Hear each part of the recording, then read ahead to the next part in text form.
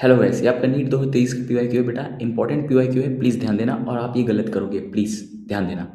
Consider the following compound या species. ये compound दिया हुआ है। नंबर ऑफ कंपाउंड्स या species which obeys Huckel's rule. Huckel's rule को ओबे करेगा। पहली बात तो ये है, हक्कल रूल एरोमेटिक कंपाउंड के लिए होता है। अब एरोमेटिक के लिए आपको साइक्लिक होना चाहिए, कॉन्जुगेशन होना चाहिए, प्लेनर होना चाहिए, और रिंग के अंदर 4n+2 पाई इलेक्ट्रॉन्स का रेजोनेंस होना चाहिए। होपफुली आपने इतना पढ़ रखा होगा। एन की वैल्यू जीरो से जाती है, जीरो से 1 2 3 4 ऐसा। अगर एन की वैल्यू को जीरो पुट करोगे क्या आएगा, ये 2 पाई इलेक्ट्रॉन्स। एन की वैल्यू को 1 पुट करोगे कितना आएगा, 6 पाई इलेक्ट्रॉन्स। एन की वैल्यू को 2 पुट करोगे, 4 2 8 9 10 10 पाई इलेक्ट्रॉन्स। एन की वैल्यू को 3 पुट करोगे, 3 4 12 13 14 14 pi electrons. Dot dot dot. Right, ये होना चाहिए मेरे भाई। यहाँ पे देखो नेप्थलीन दिख रहा होगा, साइक्लिक है, प्लेनर है, रेजोनेंस भी है, कॉन्जुगेशन है। कितने इलेक्ट्रॉन्स का, 2 2 4 2 6 2 8 2 10 10 पाई इलेक्ट्रॉन्स। अब 10 पाई इलेक्ट्रॉन्स का मतलब ये कंपाउंड क्या है, एरोमेटिक। ये हकल्स रूल को फॉलो कर रहा है। यहाँ पे देखना बेटा, साइक्लिक है, प्लेनर है, कॉन्जुगेशन भी है। कितने इलेक्ट्रॉन्स है, 2 2 4 2 6 6 पाई इलेक्ट्रॉन्स। 6 पाई इलेक्ट्रॉन्स का मतलब भी ये क्या है, एरोमेटिक। तो ये भी आंसर हो जाएगा।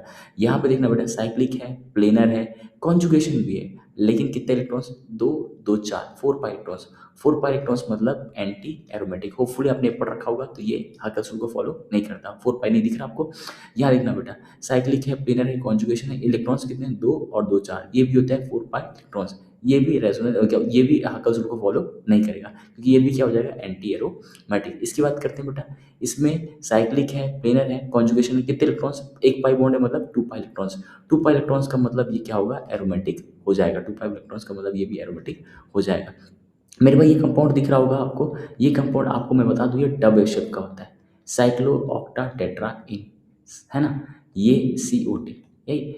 तो मेरे भाई यहाँ पे देखोगे तो ये क्या है, टब शेप का होता है। टब शेप का मतलब क्या होता है, ये टब शेप मतलब ये होता है नॉन एरोमेटिक। नॉन एरोमेटिक क्योंकि प्लेनर नहीं है। टब शेप है, इसका मतलब ये क्या है, नॉन प्लेनर है। नॉन प्लेनर है, इसका मतलब हकल्स रूल को फॉलो ये नहीं करेगा।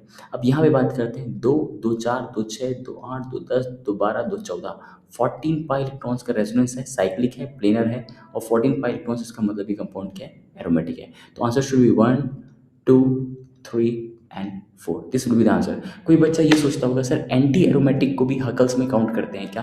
तो नहीं करते। एंटी एरोमेटिक को नहीं करते, सिर्फ एरोमेटिक को काउंट करते हैं। आंसर आएगा आपका 4। प्लीज ध्यान देना इस क्वेश्चन पे, ठीक है, इंपॉर्टेंट है। और इसमें आज ना ये दिख रहा होगा, ये टब ऐसा प्लेनर, बट ये प्लेनर नहीं होता है, टब शेप का होता है।